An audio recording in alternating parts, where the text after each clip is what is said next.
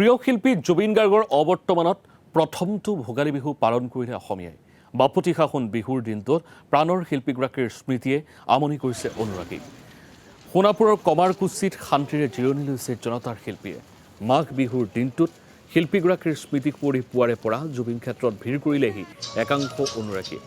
আৱেগিক হৈ প্ৰাণৰ শিল্পীগৰাকীলৈ শ্ৰদ্ধাঞ্জলি জনাইছে অজস্ৰজনে। ইয়াতে আহিছো জুবিনৰ সমাধি ক্ষেত্ৰলৈ। খুব ভাল লাগিছে।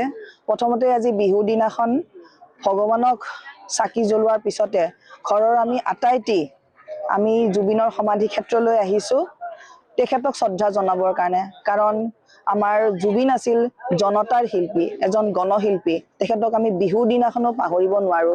তেওঁ যিহেতু এজন অসমীয়াৰ যুৱ প্ৰজন্মৰ সকলোৰে হিয়াৰ আমঠু আছিল। সেইকাৰণে তেখেতক শ্ৰদ্ধা নিবেদন কৰিবলৈ আকৌ আমি ইয়াতে ঘৰৰ আটাইটি আহি উপস্থিত হৈছো। তেখেতক শ্ৰদ্ধা নিবেদন কৰিছো।